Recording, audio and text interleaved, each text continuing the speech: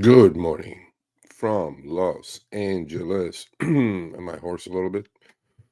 Good morning. How's it going? Sorry for the delay. StreamYard issues as usual. Um, it's a platform that I use for live streams. I may have to look into some other choices, but at the moment, it'll have to do. Good morning. Good morning. Green hat on today. I don't know why Nasdaq is up so much. I mean, as some of the Mag 7 is bouncing, but not as much as I thought it would. However, a couple of the members caught a big fish today. Actually, I caught the fish, and then I let the fish go. I think it took a little loss. They waited and waited, and they got rewarded for it. So, good morning. We'll talk about that today. We're having a bounce back day. Not sure if it's going to last or not, but as I always say, market will tell. When the market tells, you listen. When the market talks, you listen. The market's been talking negatively on a lot of stocks. A lot of stocks down 30, 40, 50% already. And on the indexes, we're kind of marching towards all-time highs. Big bounce back. Well, not big, but pretty reasonable bounce back on crypto today, on Bitcoin, Ethereum, and Solana. I do have a position on. I did get assigned my BMNU, which is the 2x ETF of BMNR. One thing to complain about is with these assignments is the price is not adjusted um, for the calls that are expiring worthless, and price never gets adjusted for. The price does get adjusted for the put that you sold. I know I'm sketchy, so I'm not going to go too long today before I get cut off. If you have questions, shoot now. I do have a couple of questions from Friday that I thought I would answer. One from SC Austin, the rest from a few other folks. I tried to get to them without getting cut off, hopefully, because I know I'm just kind of sketchy at the moment. The reception is. What else is going on? Not much else. Thanksgiving coming up. Short week. Short trading week. Half trading on Friday. Markets closed on Thursday. But there is a big backlog of economic data coming out. So let's go through those. So important stuff this week. But again, it just goes back to September. We're already in November, almost finishing November. So I don't know how good of a data set that's going to be. So tomorrow we have September PPI inflation data coming out, producer price index. Also on Tuesday, tomorrow, we have September retail sales data coming out. On Tuesday, again, November now, consumer confidence data, that's going to kind of be important. October on, again, Tuesday, on tomorrow, October pending home sales data. Home sales are dead. Interest rates are not coming down, folks, on the long end anyway. On Wednesday, we have third quarter GDP. Again on Wednesday, September durable goods orders. Again on Wednesday. This is important. This is what the Fed watches actually. September 2 months ago. PCE inflation data. I'm not even sure why they're releasing numbers from September. So they're going to say government was shut down. I get the point. Just wait then. Why even release it? I mean, we're releasing 2-month-old data and trading with that. It doesn't make any sense, but it is what it is. When does government make any sense whatsoever? On Wednesday, again, September PCE inflation data, which is coming out. Wednesday, September new home sales data. Obviously, no news on Thursday. Happy Thanksgiving. Obviously, markets are closed. And markets close early on Friday, 10 a.m. Pacific, 1 p.m. Eastern. So the schedule for this week is going to be I will do it's a full day of trading on Wednesday, so I will do trading with Sergio on Wednesday. I'm not going to commit to any positions. I'm 70% plus cash. I may sell some cover calls. I'm not sure. I'm not a huge fan, as you guys know. Um, yeah, I froze now saying this is like ridiculous.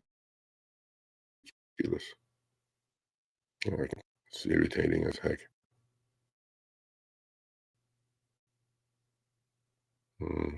Yeah. Anyway, we'll cut it short. Yeah, it's ridiculous. I'm sure you guys can hear me, but you guys cannot see me. Oh, wonders of technology. And then we're talking about AI replacing every human. I'm not sure. I'm really not sure. Well, we'll wait until we.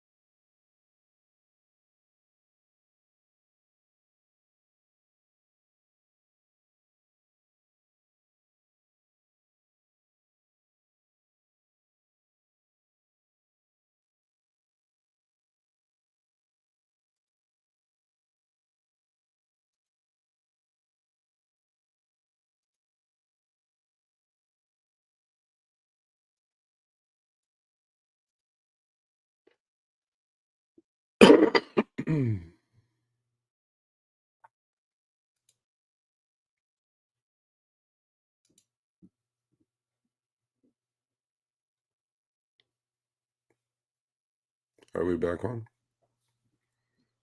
Nah, I'm blurry. For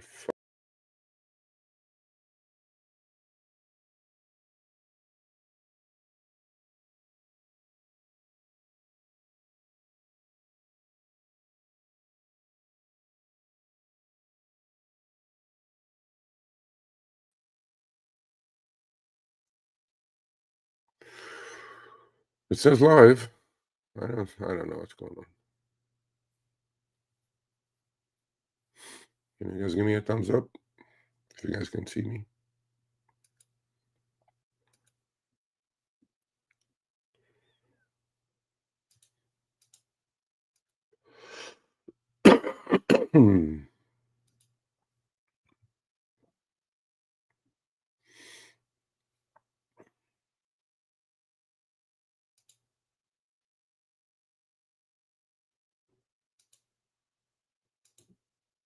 Okay, where were we? Thank you for hanging in there. It's going to be a short session. So, well, I have two formats going on. You have to pick that. I have a vertical and I have a horizontal. That's up to you. There's two live streams. So if you click on the one with a little phone next to it, it's vertical. When you click on the one without it, it's horizontal. So you can see the whole background versus just my mug.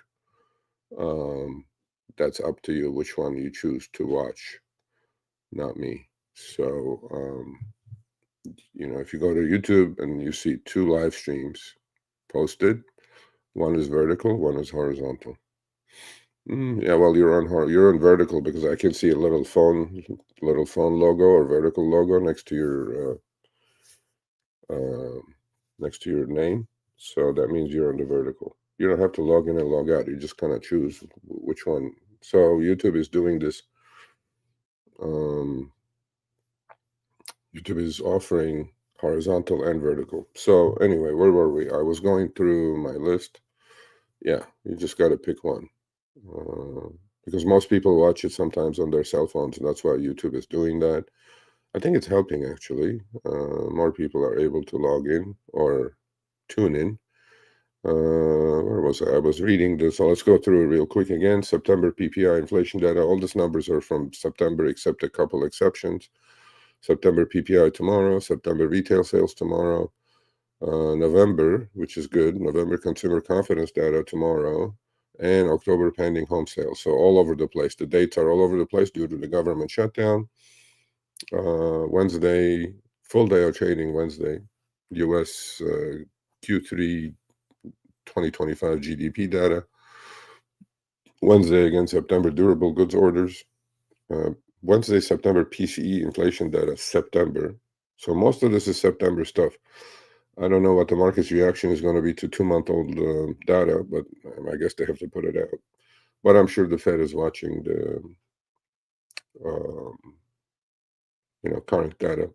They have sources, obviously. You guys have sources too. You can go to ADP for unemployment and things like that. Private data, actually.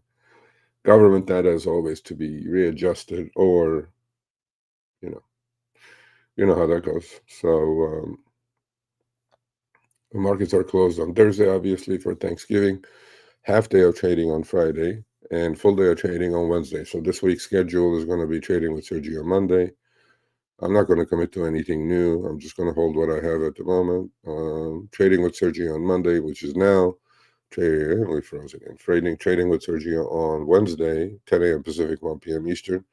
I will do my members only live, a short one, albeit that, at 4:30 p.m. Pacific, 7:30 Eastern. On Friday, Power Hour will start when the market closes. This is fine. We'll have more time. Maybe some of you will come on. So if any of you will come on, would like to come on, here's the link. Hopefully I don't get cut off while I'm doing this. It's really sketchy at the moment. I'm not even sure if you guys want to come on getting cut off like this. Yeah, it's definitely sketchy. It's not my internet, that I know. I mean, I'm in Los Angeles, for God's sakes, right? We're 2025. And putting a live stream together becomes this problem. I don't know. Here it is. Okay, so we went through the economic data. Yeah, it's very sketchy. So let's go through what else. Well, as I said, market big bounce today, big bounce on NASDAQ and S&P. We're just bouncing back to where we broke down from. Technical snapback, low volume. This is the problem with these markets. When you're short the indexes or have puts on indexes, you're going to get smashed. And when you since the underlyings are not moving back up, like if you're long Oracle and short long index puts, you're getting smashed. Oracle down over 50% from the high, all-time high, or recent high at 340, 345 range, down under 200, while indexes are only 1.5%, 2% from their all-time highs. So whatever hedging you do with the indexes is not going to protect you that much. Big bounce back on crypto, Bitcoin and Ethereum and Solana.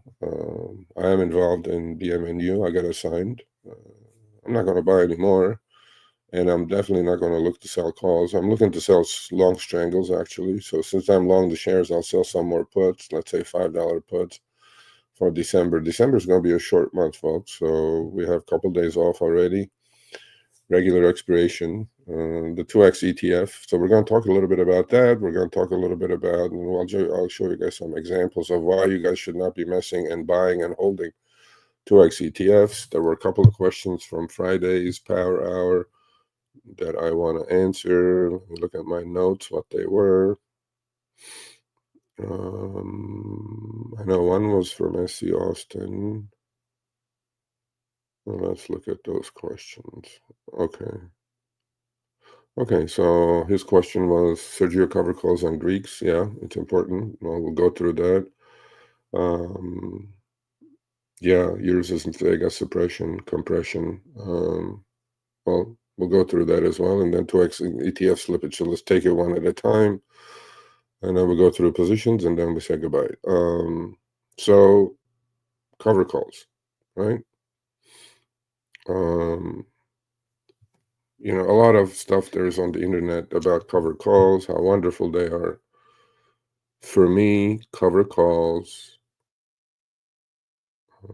in bull markets, especially if you're dealing with stocks like Palantirs and SoFis and things like that are on a, screaming uptrends, cap your upside without a question, because you can sell a cover call, you'll be in the money immediately, literally, and then you don't want to lose the stock. You buy them back, you roll them. You have to go further and further and further out in order to do it with credits. So basically, you're taking realized losses, opening new positions, and on the way down, like what we had last 2-3 weeks, there is no protection, right? That little cover call that you sold. So what kind of protection would cover call give you on these high beta names? On high beta names, selling cover calls is a fool's errand.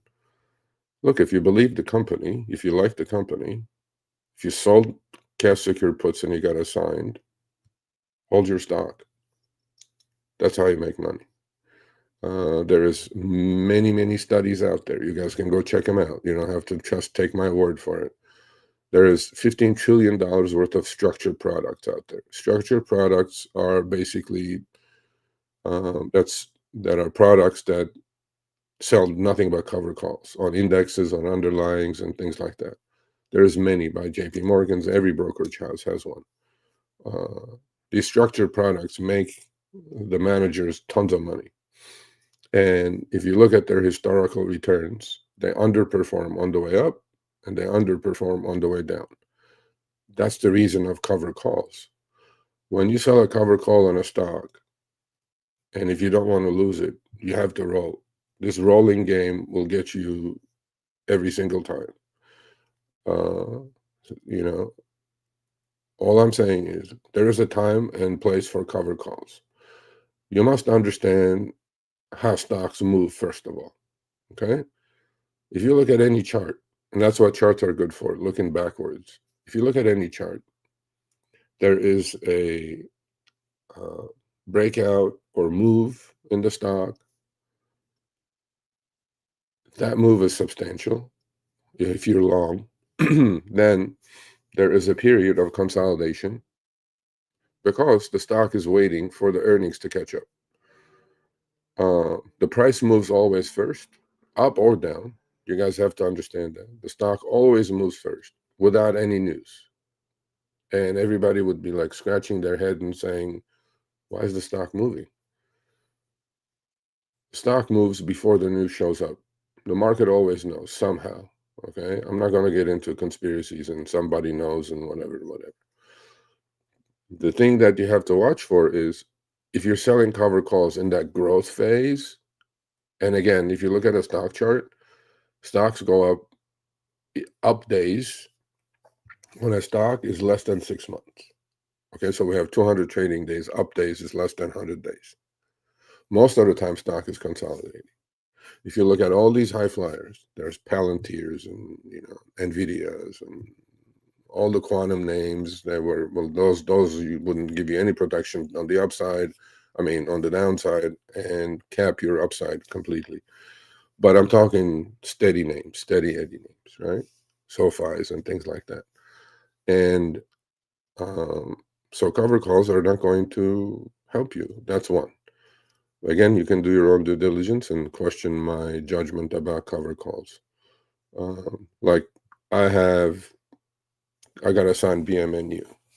I think my cost is like $7.80 or something. Stock is $6.50. You're gonna, a lot of people will go like, "Oh, let me sell $8 calls." I'm like, why would I do that? If I think it's going to 10, why would I do that? Maybe if it gets to 10, maybe I'll sell cover calls, right? But so the importance of Greeks in cover call writing, obviously delta, right? Delta is so let's talk about the Greeks. Delta, right? You have gamma, you have rho, you have vega, and then you have the second order of Greeks, and theta, obviously. So the two important things you need to watch on cover call writing is delta and theta, right? Because when you sell a cover call, you would like it to expire worthless, so you lower your cost basis. That's one of the reasons. I don't think anybody sells a cover call to cap their upside. Now, if you're doing it that way, I don't know. Or a lot of people get stuck in positions and they sold a put, they got assigned, the stock is a lot lower. Now they go sell an aggressive cover call to get their ass out with some sort of break even or whatever now.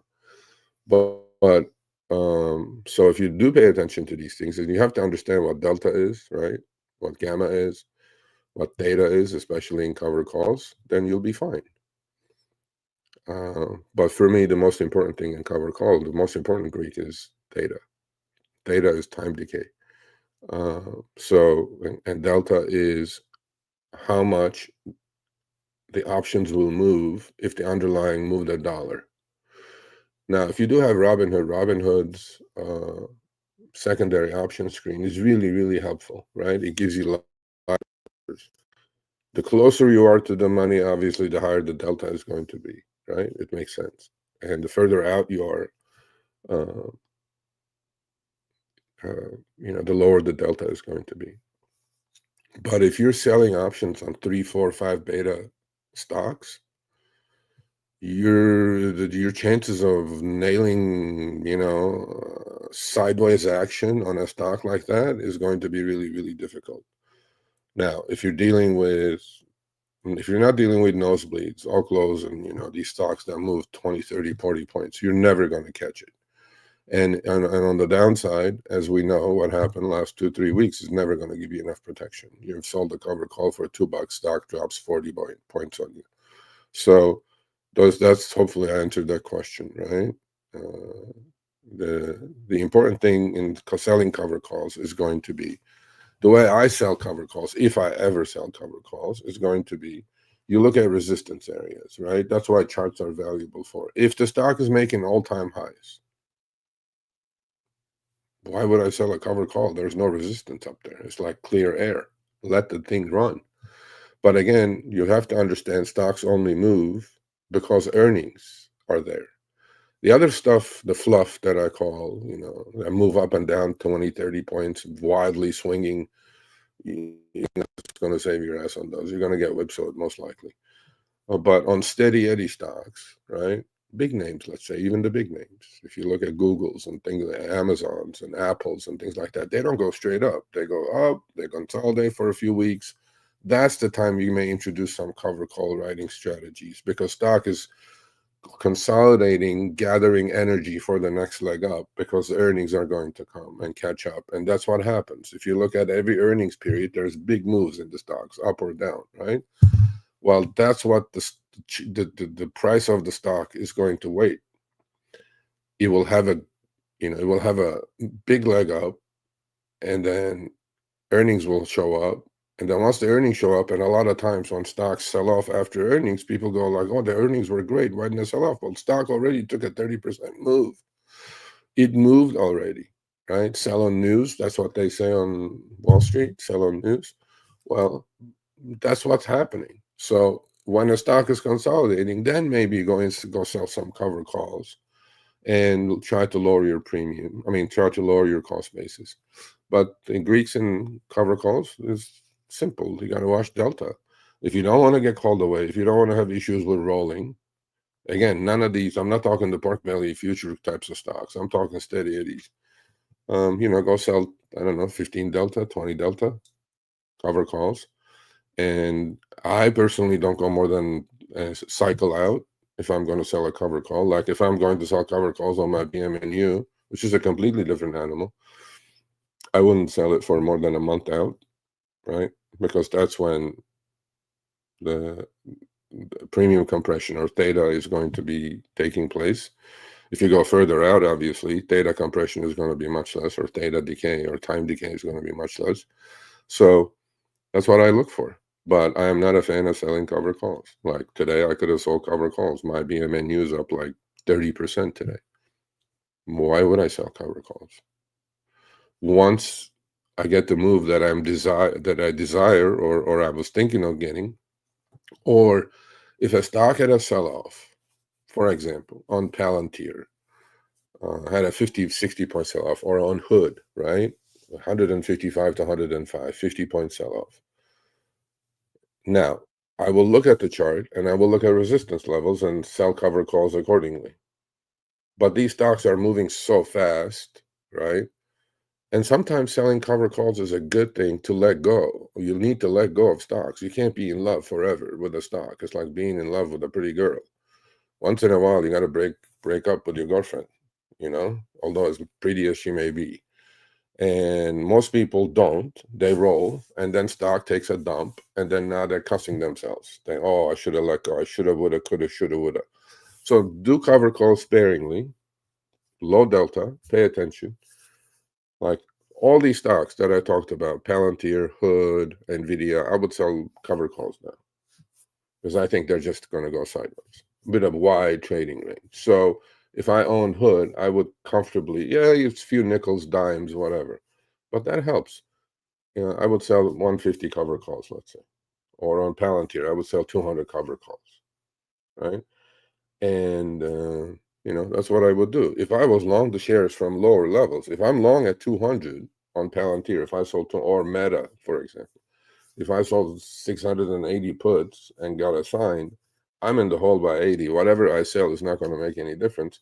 But I would definitely go up to maybe 680, my price level that I got assigned for or at. I would sell cover calls at that level. But that's the Greeks. So, okay, now you're getting too much now.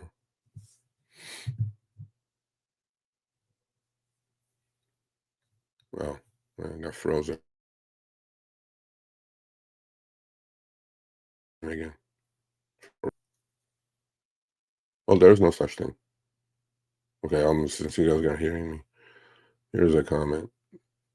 Well, you want to have the cake and eat it too. There's no such thing in Wall Street like that. Here's the comment. This is ridiculous. I'm gonna cut this thing short. Well, you guys can hear me, so I'll answer the question.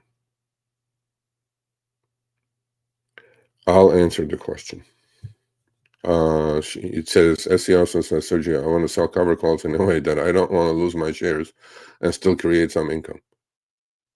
There's no such thing, man.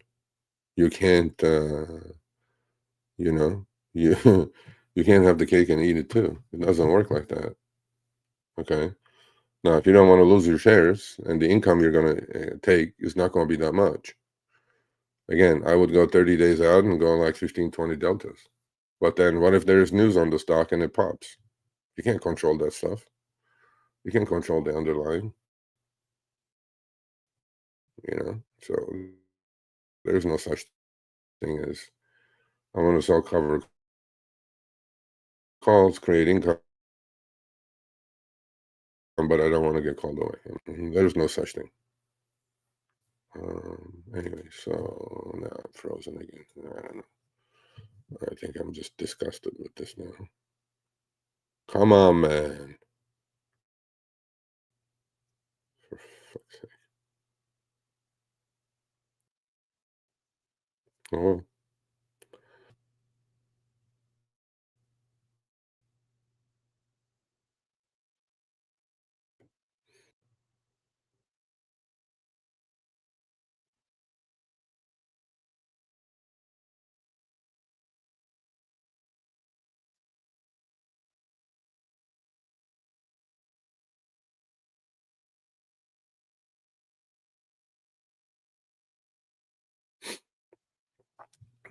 Okay, frozen. I think I'm gonna shut it down. You guys can hear me. So while I added Vega compression, well, first of all, let's define Vega. What is Vega? The definition of Vega. Okay, so Vega measures an option's price sensitivity to a 1% change in implied volatility. So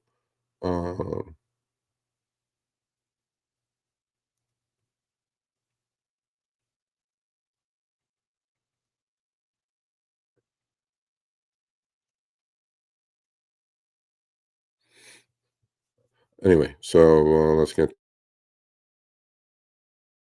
there. Um, so what is Vega? Okay, Vega shows how much an option's price will move for a 1% change in implied volatility. So market makers will move implied volatility according to and according to what they expect. Like during, let's say, earnings times, implied volatility is going to be very high on the options because stock's expected move is going to be higher. So, Vega measures that. If implied volatility, so basically, if implied volatility goes higher on the stock, and stock may even go down, but if implied volatility is going up, your call options, let's say if you're directional long, you may even end up making some money with that, right? So, and uh, and so it basically measures volatility risk, for lack of a better word. Okay. So Vega is positive.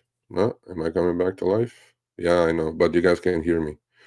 Um, I'm just talking. Uh, yeah, it's horrible. I'm just gonna. So Vega measures.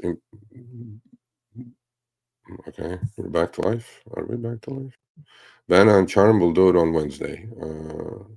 Okay, today we'll go Vega. Okay, now I'm unfrozen, I think. So that's what Vega does, and there is no thing as a Vega compression. Um, if implied volatility is expanding on an option, the price of that option is going to obviously be affected. Okay, so again, uh, Vega measures an option's price sensitivity, okay, to a 1% change in implied volatility. So there is a thing called IV, right? Implied volatility. If you have brokerage, let's say, I think even Robinhood even show. I'm saying Robinhood because a lot of people use Robinhood. I think there is an IV column in there when you look at options, and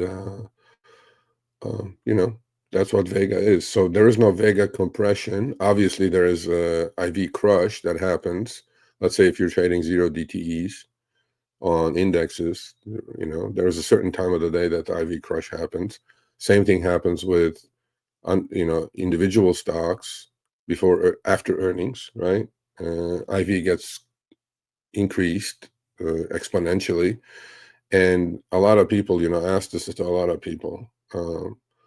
Can actually you make money if you have a directional bet, if you have call options, let's say, right? And obviously seller or buyer. So if you're long directionally on a call option or a put option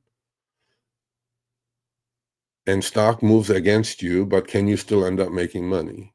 Yes, you can, because implied volatility is going to be expanding exponentially, basically, before earnings by market makers. So when that happens, and that happens, uh, you're going to end up making some money on your options. And if you're short, you're going to bleed a little bit until probably a couple of days out after earnings, especially if the stock doesn't have an expected move, right? So there is an expected range. That's how the market makers adjust the implied volatility before earnings. So Vega comes into play a lot with that. The other time it comes into play is when there's gamma squeezes going on with these stocks. Like on Beyond Meat, there was a gamma squeeze going on, and look where the stock is at now. So, hopefully I explained that as well as I can. Yeah, I know, frozen. I have to deal with it. I have to deal with it. I can't do much about it. Vanna and Charm, I'll hit on Wednesday, hopefully, with a better SteamYard live stream. In your experience, selling cover calls 15-20 delta, 30-40 phase out with at least one SD out. Yes. Yeah, that's the only way. And make sure you're selling into resistance areas, right? I mean, if your stock is making all-time highs, I wouldn't sell cover calls at all. But like in the cases of examples of if it's Palantir, if it's Hood, if it's SoFi and things like that, now be comfortably able to sell cover calls, let's say, wherever they set their highs at, pretty close to it.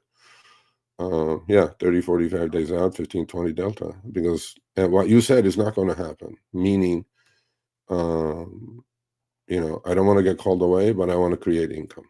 You can't have the cake and eat it too. So, because you can't control news. I mean, right? Did you know that SoFi was, if you're talking about SoFi, did you know SoFi was going to go from 33 to 24 like that?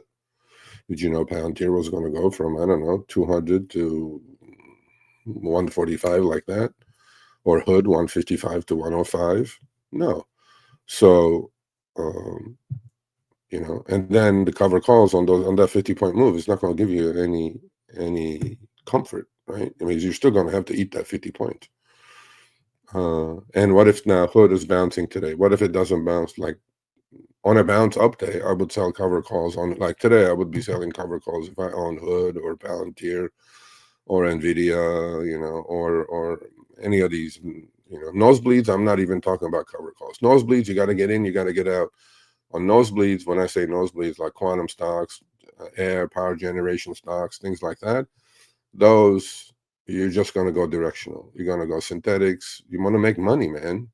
You don't want to collect like $2 put premium when the Rigetti goes from 20 to 60. What's the point of that? There's zero point of that.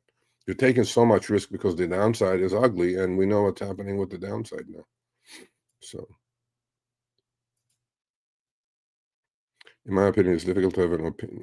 In your opinion, it's difficult to have an opinion on what strategy is right or wrong for any person. I'm not having an opinion. I'm just, in general, we're talking about cover calls. There are proven studies, facts out there. Strategy, not necessarily, because there is a false sentiment out there that selling calls is a wonderful thing to do. It's not. Now, if you talk about the risks involved with selling puts and selling calls by these people, then I understand.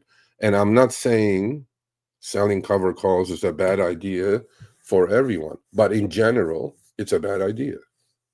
Go read the studies on structured products. Strategies are unique to that particular person. Yeah, okay. Yeah, absolutely, yeah. But there is a general notion out there that selling calls is a wonderful thing. It's not. Because most people don't even understand the risk. And most people get hammered.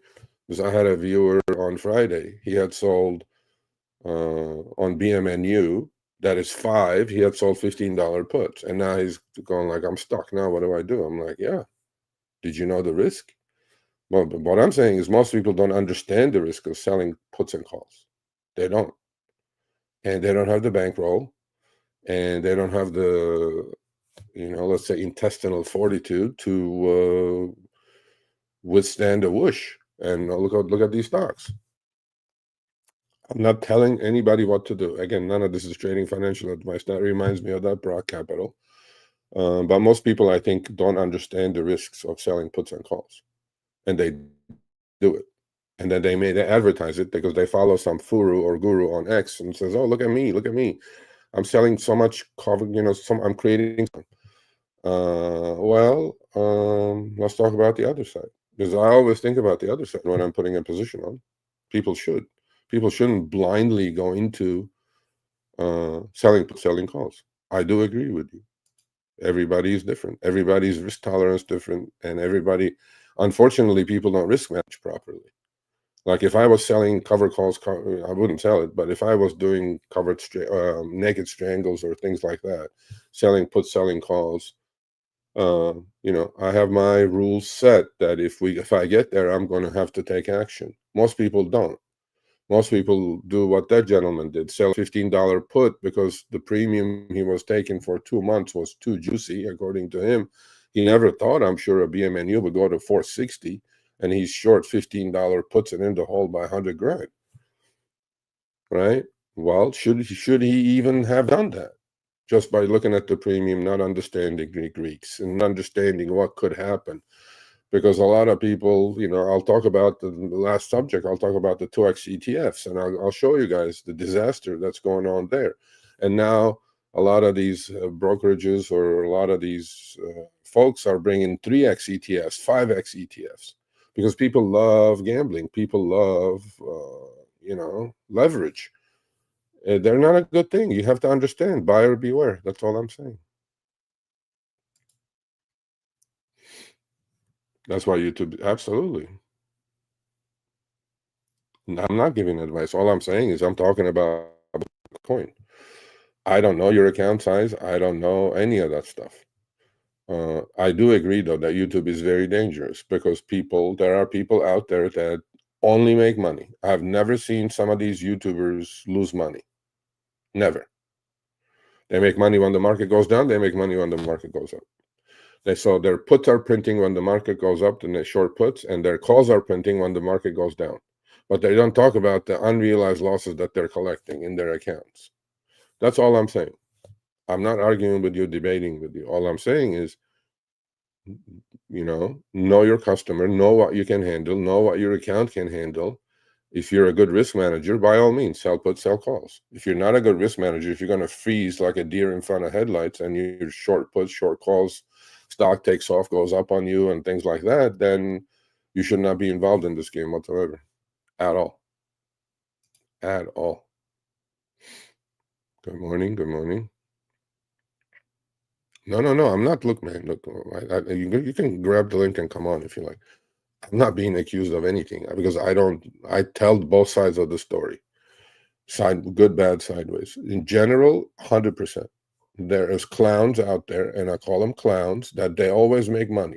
And there are people who don't understand the structure of what they're doing, who don't understand the Greeks, who don't understand what the relationship is between the Greeks, how they can absolutely get smashed in a position, and they go do it. And these are the people, these are the Robin Hooders mostly. They don't understand the relationship at all, from the underlying to what could happen. But they make it sound like it's utopia. Sell put, sell calls, everything will be fine. I'm like, no. Selling put, selling calls has risks involved. Let's talk about the risks, right? Once you understand the risks, maybe you position size correctly, because what happens is that a lot of people don't understand the risk. They just look at the premium that they're collecting.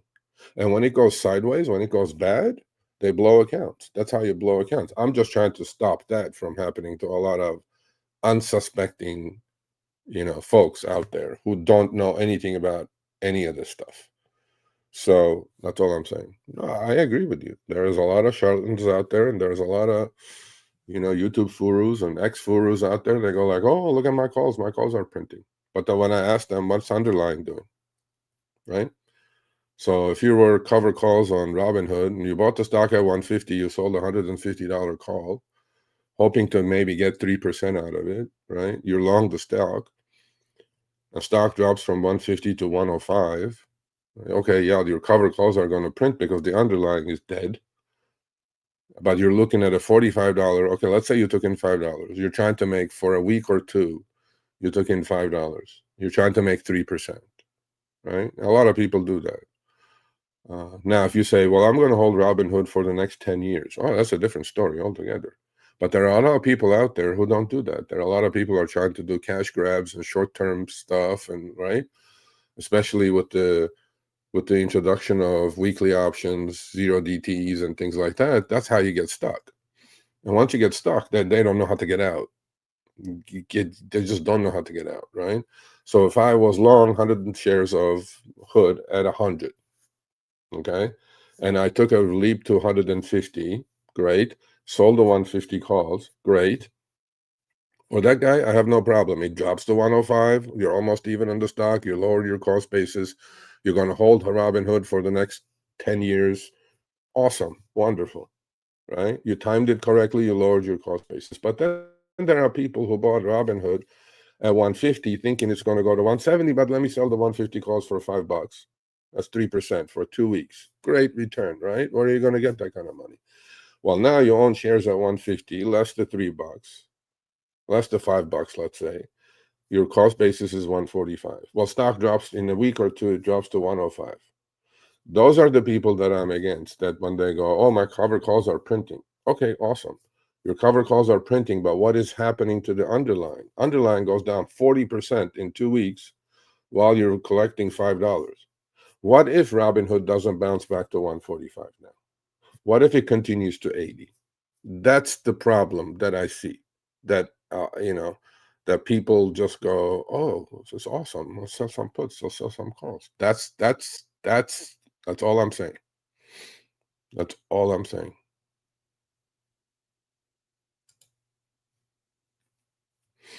I'm not saying anything else. So going ahead with cover calls. Say I have 1,000 shares of underlying. In your experience, would you recommend? I don't know what stock it is, so I can't give you any advice. I don't know. I mean, depends what the beta of the stock is. If you're in a super high beta stock, I don't know. I don't sell cover calls. I'll just, if I like a stock, why cap my upside? For me, like Broad Capital says, everybody's different. If I like a stock, why would I cap my upside? I'll just leave it alone. You have a good horse. You have a Kentucky thoroughbred. Let it run. Now, at some point, I will sell a cover call thinking, okay, this has run too much, way ahead of its earnings. Now it goes back to the fundamentals, but most people don't pay any attention to that either. So it feels like stock is going to consolidate, and every stock consolidates for weeks at a time. That's the time to just kind of sell cover calls out of the money, 15, 20 deltas, and try to, in those 4, 5, 6 weeks until the next earnings report, until the fundamentals catch up to the price of the stock. That's how stocks move. So once you understand that, you should be all right.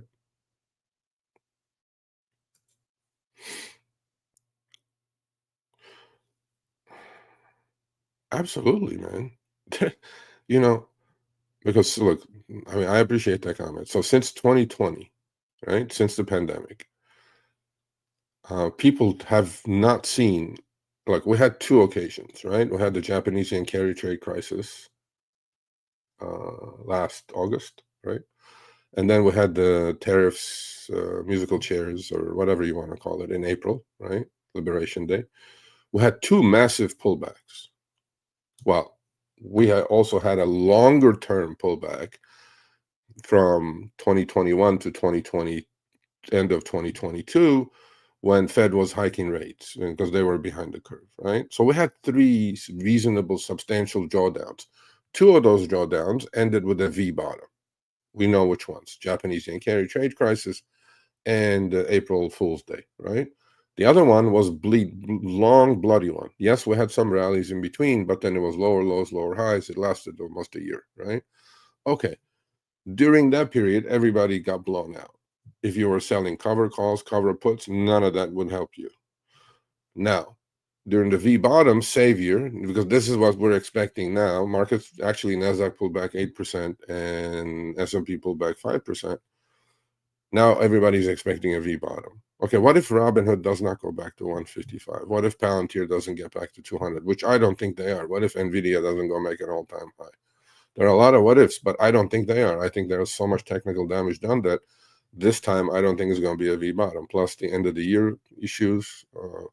So my point in all of this is buyer beware. Understand what you're doing. If you don't understand Greeks, if you don't understand options, if you don't understand the relationship of the underlying to its fundamentals, I don't do it. I mean, at my age, I don't have to. There are youngsters out there who can blow accounts and come back with more money. I'm not going to do it. I'm not going to bet my house that you're seeing behind me on some stupid shit that people are posting on X.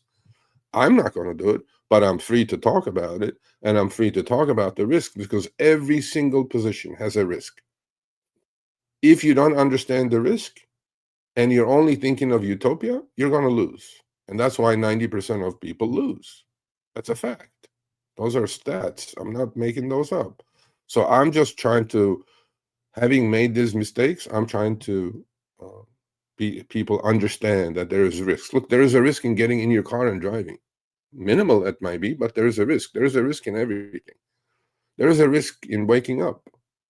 You know, and I always try to think of the risk. Now, that does not stop me from going and doing some risky stuff, but I understand the risk before I get in, and I look at the probabilities, the factors, and the probabilities are by the underlying and the overvaluation and undervaluation of the options that I'm seeing. But a lot of people look at just the premium, not understanding why is this premium so high on this thing. Like, why is it so high, right? The vega or the delta and the gamma and in the secondaries, the vanas and the chart. Why is it so high? They don't think about it. They just look at the premium, and then the next day they get smashed, right? Up or down. So to me, understand the risks. I talk about the risks because I've seen a lot of risk over the last 35 years, and I've seen people get killed, and I don't want that to happen. You know, I'm not against any of this. I'm just against of the sentiment out there that says, yeah, it's no brainer. I'm like, how do you know it's no brainer? You don't know anything. You don't know what the market's going to do the next minute, let alone next month, let alone next year. Yes, you may have an opinion on a fundamental change in a stock. Like you may have liked Robinhood since it was $20 a share. Now it's 150. Kudos to you. Right? Hopefully you didn't sell cover calls and just, didn't get nailed. But now that it pulled back 50 points, maybe it is time to sell cover calls because personally speaking, I think all these stocks are going to go sideways for a while in a wide range. So now maybe it's a good time to sell cover calls if you bought the stock at 20 and you're going to hold it for the next 5 years. But a lot of people don't do that. A lot of people are into short-term trading. Oh, let me sell puts, let me sell calls, let me do this, let me do that. You don't have to do any of that. You don't have to trade at all whatsoever. Sit on your hands, man. In other words, 3 calls, 45. I have no idea. So I'm not going to give you any advice on specifics because I don't know what the underlying is. I have no idea. Yeah, the risk is always there. I mean, I'm thinking everybody should understand the risk. But if you don't understand the risk, like I got smashed this month and a lot of these DATs with defined downside risk trades. Imagine if I didn't have, and I knew my risk going in that my put credit spreads could hit max loss, and some of them did. But that's the risk I took.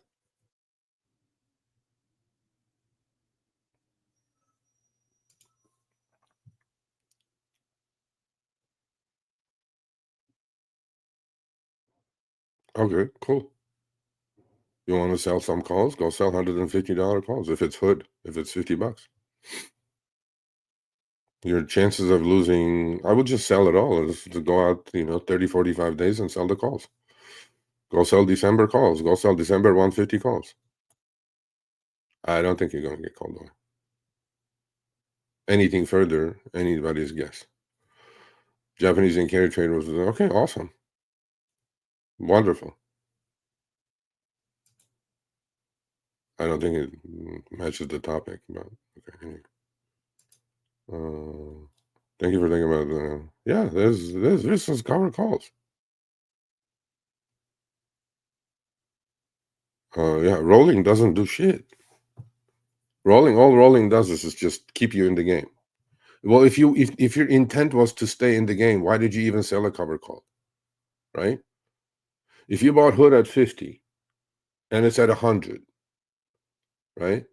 There's always two things in this market, right? When a stock is up 100%, you're always fearing the risk of it coming back to you, right? Why? Think the other way. It's gone from 50 to 100. Why couldn't it get to 150? Which it did. Again, that's 2020. Hindsight is 2020. But what I'm trying to say is, You have an amazing company that's hitting on all cylinders. Why would I cap my upside? So assume you had sold $100 calls after it doubled. You sold $100 calls. Now you sold $100 calls, collected $5. Great. Now it's moving away from you. Now you go, okay, stock is 150, 130. Now you're panicking. You don't want to lose the shares, maybe for tax reasons, obviously, right? Maybe for other reasons. You don't want to lose the shares. You think it's going to 200 ultimately. Okay, just let the fucking thing go to 200. Yes, it will have corrections. And all I'm saying to you is don't sell cover calls on a thoroughbred. Yeah, sell cover calls on a donkey, just to get your ass out even or something, because not everyone is going to be a winner. So, and then when you roll, you have to keep rolling. Like if you did that at 100, now you have to go out to February, March. So the stock is 150, you're in the money by 45. You left $40 on the table. You're watching it every day. You're going like, oh shit, I shouldn't have. Well, you did. So now, you're going to buy back those $5 calls that you sold at 100 for 40, and you're going to go out. You have to go out 6 months at least, if just to roll to 150 to recover that, the mental and anguish that you have to recover that, and hopefully roll with a credit. And I bet you that you won't be able to, even if you go out 6 months. I don't think you're going to collect $40 that you just gave away, right? That's all I'm saying. There's always stuff that there's always stuff that you must understand, you must think of.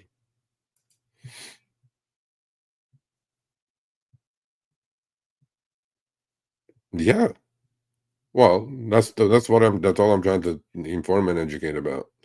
There is risk in everything. Selling a cover calls means nothing. Selling a cash secure put means nothing. I gave the examples. I don't have to. Last, a couple of weeks ago, there were like a bunch of them in the same single day. There were Duolingo dropping 70 points and Celsius dropping 20 points. It's a $60 stock. DoorDash dropping 40 points and Meta dropping, I don't know, 100 and something now. Oracle, right? All these names.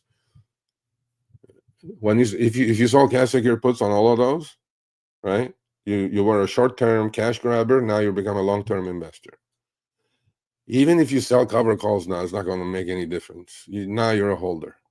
Now you're just going to hope and pray. So,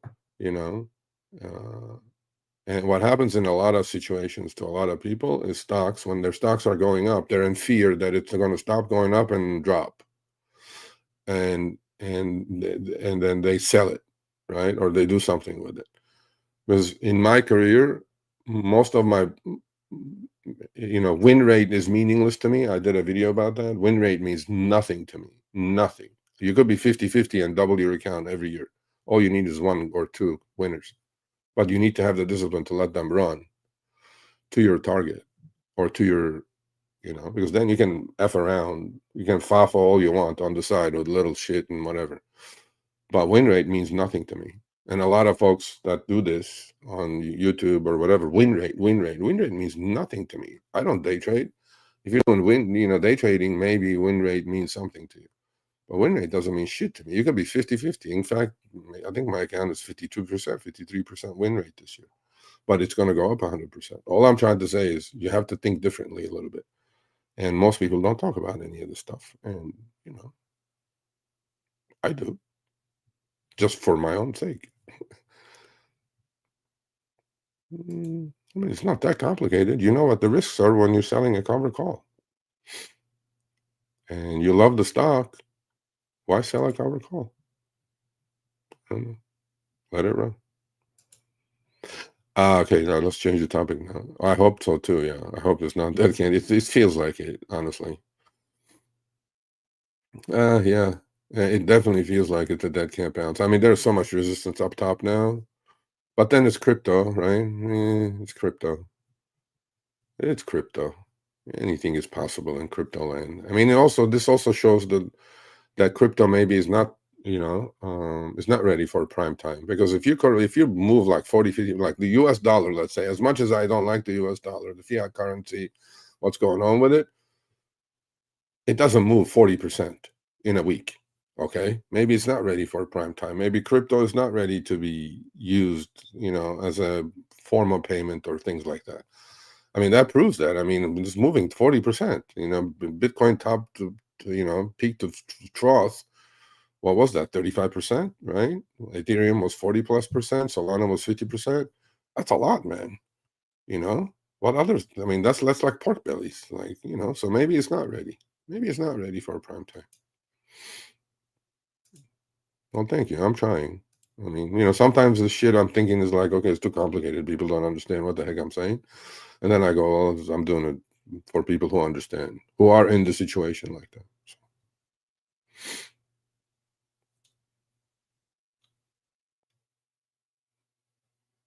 Absolutely. Making money is easy. Keeping it is hard. That's why I don't know how long you've been watching me, Brock Capital, but that's why I've been saying I trade my equity. There's one number that does not lie to you, and it's mark to market every second of every day. It's your equity, right? It's your cash balance, not buying power, none of that. It's your account net worth, net liquidation. On if you're on Tasty, called net lick, right? I'm not on Tasty, I'm on TOS, but my equity is looking at me and it's moving every second of every day because all the positions in the account are getting marked to market every second of the day. I look at my account equity. That's how you manage drawdowns. You just go, okay, I had 100 grand, now I'm down to 80. I'm just going to stop everything because there's no reason for you to go from 100 to 50 back to 100. That's the other math that I've explained a million times on this channel. If you have a drawdown of 100 to 50,000, which a lot of people do on X now, I look at their accounts, I go like 50% in a month because they're on these high beta stocks. Now you need 100% to get back to where you were. That is a difficult game to play. Okay, what if you cut the drawdown from 100 to 85? Yes, you're going to take losses, close it all. But now you need 22% to get back to the all-time high, which is pretty easy. But if you're going to do this roller coaster thing, riding it up and down, and you're doing it with options, good luck. It's very difficult to play that game. Very difficult to play that game. Yeah. There's risks in everything, and then there's capital and risk management.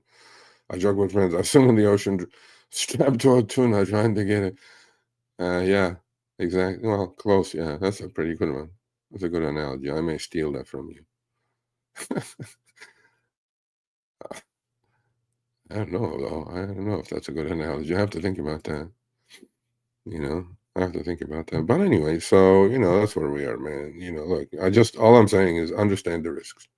You may like what I'm saying, you may not like what I'm saying, and I don't care. All I'm saying is I'm putting my experience on the line. And my experience has taught me quite a bit. And having seen a lot of different types of movies, it teaches you a lot of lessons. And then, and again, and again and again, you don't have to trade every day. You don't have to be a junkie. Don't revenge trade. None of that stuff. None of that stuff is going to work. Oh, I'm down 50%. I have to come back. Yeah, you need 100% now. Maybe you shouldn't have let your account go down 50%. Now you need 100% to get back to even. A lot of people have this attitude again and again. This goes back to history. Most people who are involved in markets today started in 2020 during the pandemic, sitting at home, flipping options on Robinhood. Amazing. Democratization of trading. Wonderful. Wall Street loves that stuff. And Wall Street keeps loving it because they keep introducing these 2x, 3x, 4x ETF. I'll show you guys the ETF slippage, by the way, in a minute. You guys, actually, Tesla is a perfect example of that. MSTR is ridiculous now. So that's why a lot of people buy and hold these 2x ETFs and sell options, puts and calls on 2x ETFs. I mean, you have to understand what the heck is going on here, right? But I'll talk about that real quick. All right, happy Thanksgiving to you as well. One of these days you should grab the link and come on. Happy Thanksgiving, absolutely. Yeah, I'm going to think about your tuna analogy. I don't want to be strapped on a tuna because shark is going to bite my ass for sure. And who is the shark in this case? Is the market maker? I don't know. I was one, and yeah, but it was equities though. Things have changed. So, and then Wall Street keeps introducing, right? Look at the trading and option volume up 300, 400, 500%, especially with these 0 DTEs or weekly options and things like that. There is risk in everything, folks. That's all I'm saying. Understand the risk, and then don't get surprised, because what happens is that when the unthinkable happens, right? You've been doing great for a whole year. In fact, this year is a perfect example. You've been doing great for the first 3 months of the year. April shows up, hammered. I don't care if you saw cover calls, I don't care if you did cash secured puts. If you didn't have the money to get assigned and then the V bottom doesn't happen, you're a dead man. Okay, let's push it forward to this last 2 weeks, right? If you're holding NBIS, Oklo, and Rigetti, and even the big names, Hood and stuff like that, right? All year you've been selling puts, collecting a little bit here, a little bit there. Stock is behaving, and they're expiring, worthless, and awesome. It's going well, and you did it again. And now what? Now you're 40 in the money. You did it on Meta, you're 50, 80 in the money. You did it in Oracle, you're 80 in the money. Now what are you gonna do? Either you blew the account, you don't have the money to buy them back, buy the shares, right? Understand all this stuff. That it is a possibility that shit can go wrong. That's all I'm saying. I'm not saying shit is going to go wrong. When you're putting the trade on, understand, size it correctly to the point that if shit goes wrong, what are you going to do? Do you have a plan? Do you have an exit strategy? That's all I'm saying. That's all I'm saying. Okay? So, what else is going on? Okay, let's look at the quick positions, and then hopefully we don't get frozen.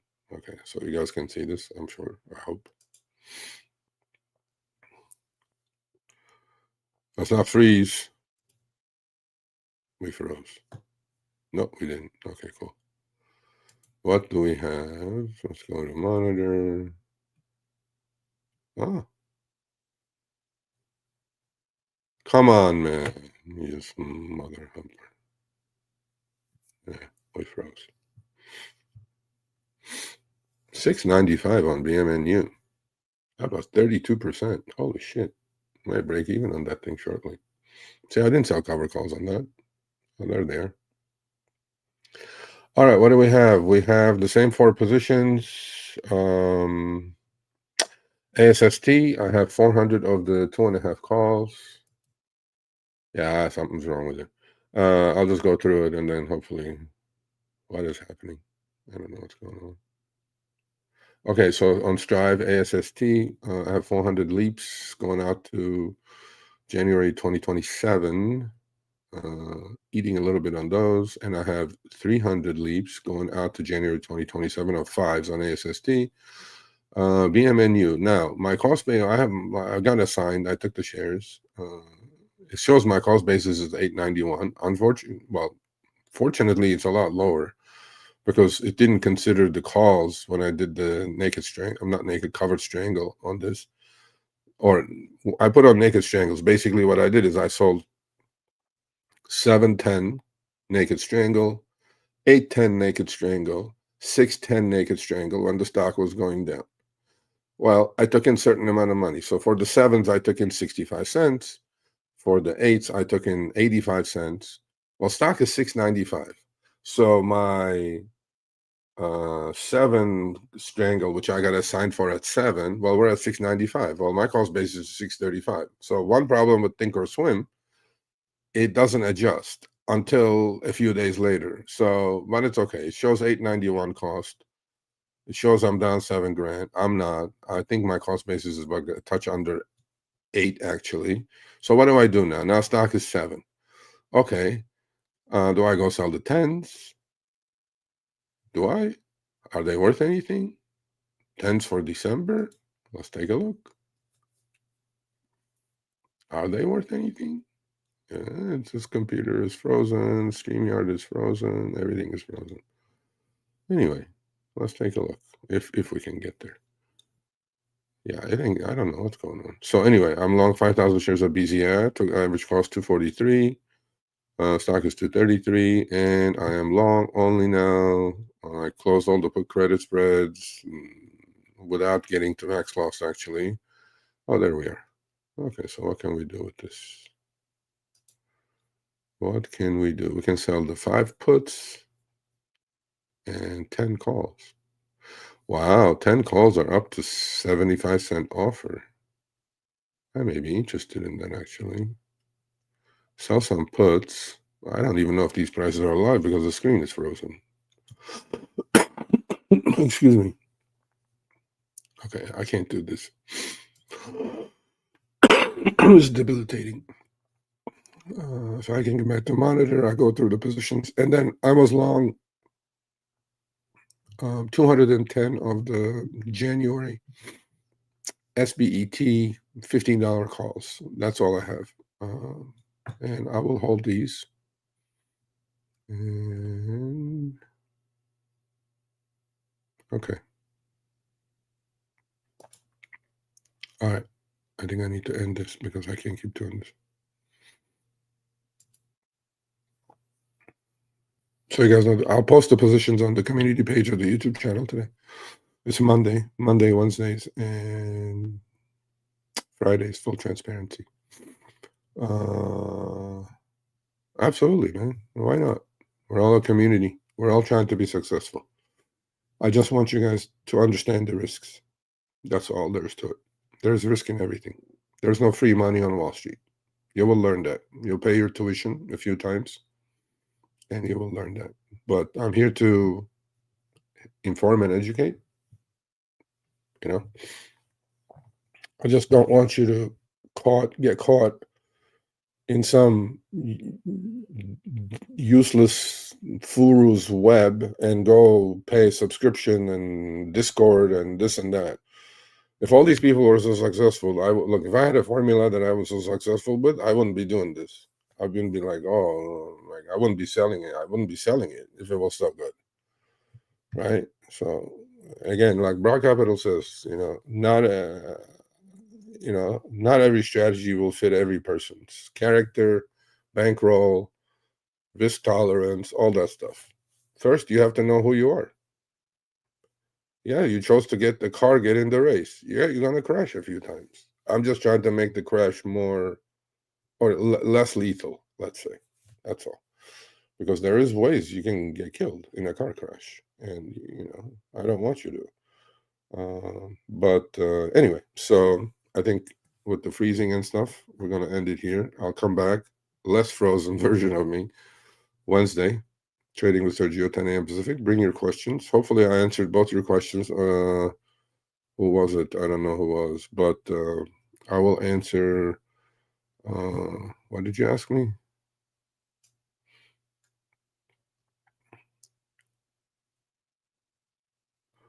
He asked me extrinsic value, intrinsic value. Yeah, okay, well, that's simple enough.